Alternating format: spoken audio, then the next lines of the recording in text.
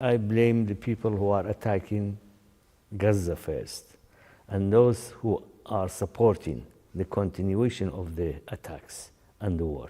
I think the international community is responsible for putting an end to the suffering of children and civilians in Gaza. I think it's the duty of the international community to put an end to this suffering, and I think those who are responsible for continuation of the war are quite obvious. Those are against the United Nations resolutions. They are against the resolutions which insist on stopping the crimes against Gaza people. But yet they allow it to continue, and they make all sorts of excuses for continuation of the suffering of the Palestinian people. You're talking about America, who's voted consistently against any Security Council resolution to bring about a ceasefire. Well, that's a reality. They have. Britain's also abstained. That's right. You have big links with Britain. You studied in Manchester, Liverpool, and a range of other universities in Britain. What's your feeling about the British involvement here? Extremely disappointed. Extremely disappointed. And the demonstrations in the street of London and other places in United Kingdom show that even in Parliament, the argument on ending suffering of the Palestinian people. But unfortunately, the Prime Minister and the British government is still ignoring all these requests, and they still continue on not recognizing the state of Palestinian people.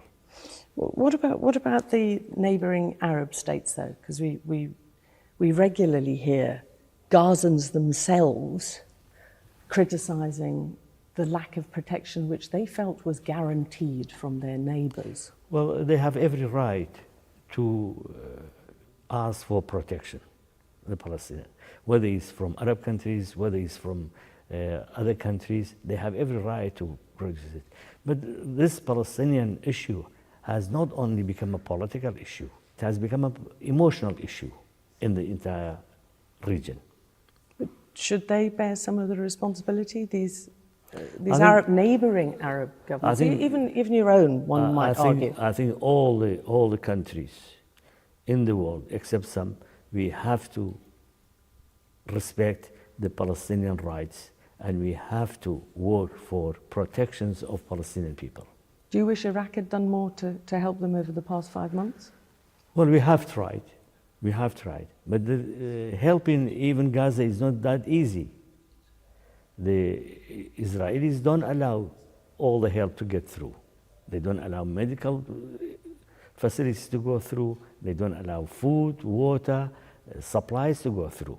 So it's not only really, I know Iraq plus many other countries are trying to send help, but they are not allowed to do it. And some of the help have been waiting in the border for weeks to be delivered. I've seen it myself. There is one other big regional power that is also involved in all of this, and that's Iran. Some might say it's even been fueling what's going on there, with its support with Hamas in Gaza and its support of militia in Lebanon, and even some armed groups in Iraq, here in this country. I'm not representing the Iranian government, and I don't know what sort of support they give. But I can emphasize one point right from beginning. The Islamic Republic of Iran have supported the rights of Palestinian people right from beginning. And they have been very clear on condemning the attacks on Gaza and Palestinian people. Okay, but they have also been funding some of the groups who've been mounting attacks in Israel. Well, you should ask the Iranian on this issue, not me. I cannot answer for Iranian government. But as a neighboring country, though, as a neighboring country, are you worried about that? All I can see is the Iranian. Why people don't talk about support for Israel? The amount of ammunition, the amount of attacks, military equipment, military support. Why don't they attack?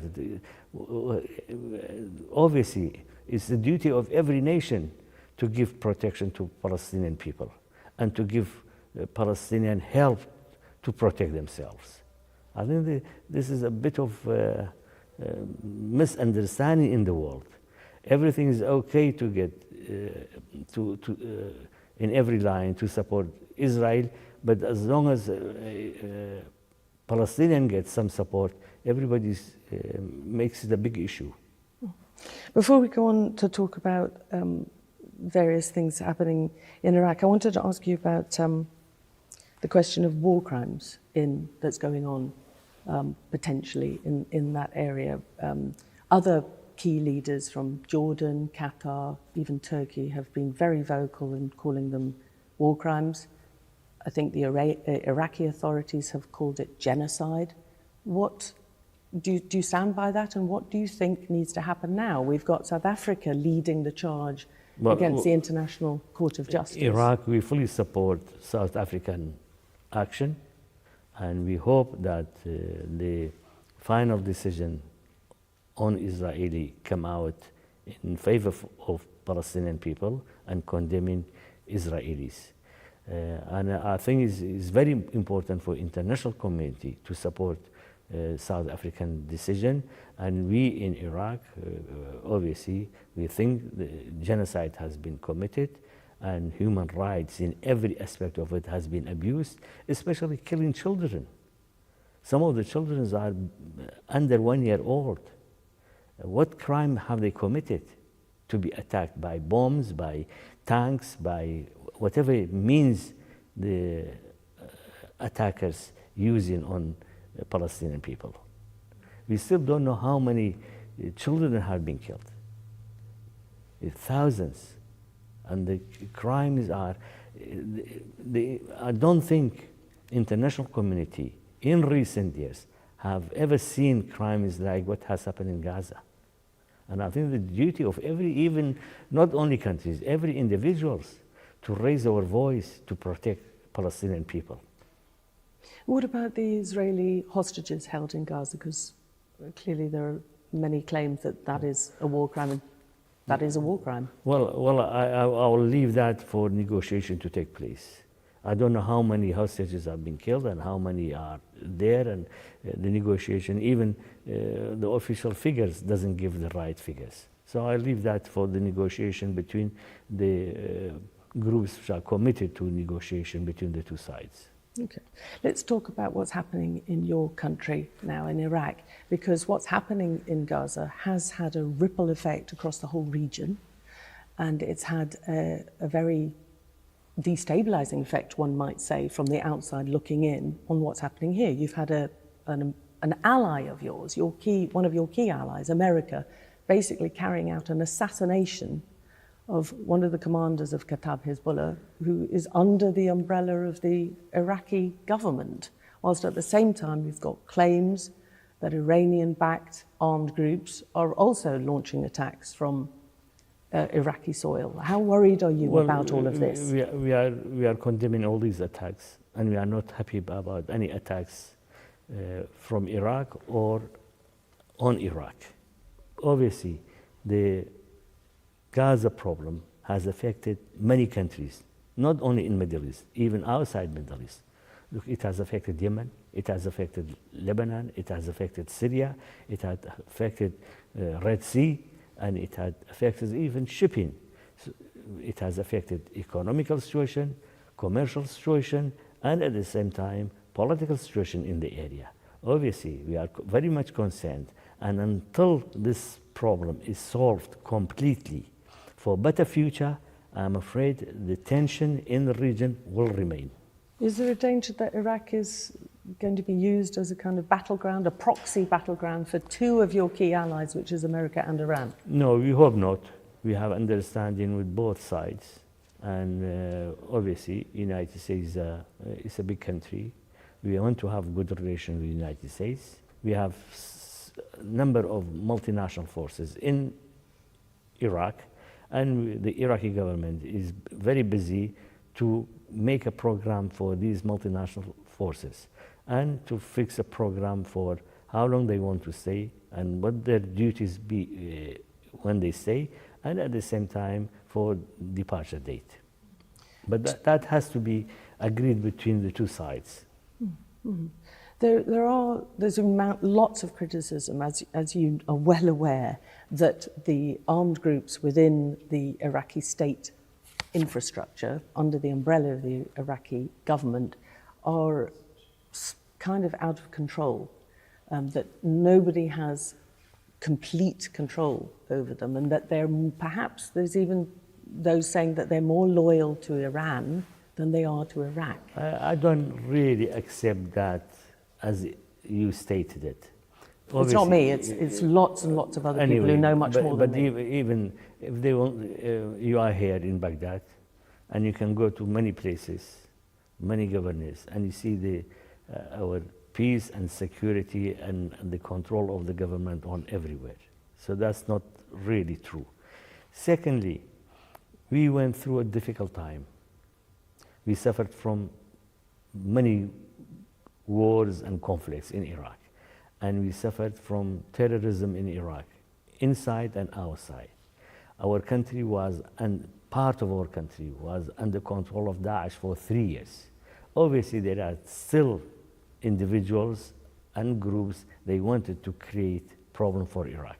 But our position in Iraq, we are emphasizing on peace and security and understanding each other for the future of Iraq. And we have started. I think probably Iraq at present is one of the safest countries to live in and to visit. Okay, but just one more thing. I mean, one of Iraq's official armed groups, which is part of Iraq, the Iraqi state umbrella, Kataib Hezbollah, has been holding an American citizen hostage for 7 months. Her sister, Elizabeth Sirkov's sister, said that US designated terror groups roam the hallways of power in Baghdad.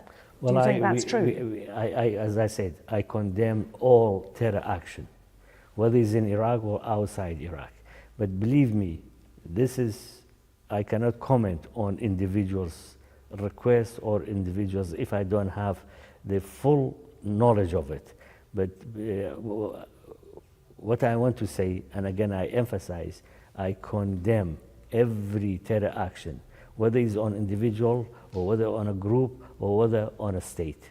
Going back to your links with Britain again, the joint US-UK attacks in Yemen against the Houthi rebels, again another group that's funded and supported by Iran.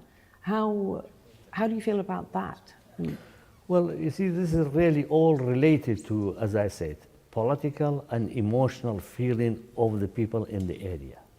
They feel absolutely let down by continuation of this war for how many months now? It's nearly 5 months now. 5 months, killing children and women. So I'm sure there are countries, there are even leaders of these groups in the entire Middle East. They want to do something for the benefit of Palestinian people. The main thing really, the important thing is to have a permanent ceasefire and try to solve the Palestinian problem, to give them self-determination on their own land by their own state.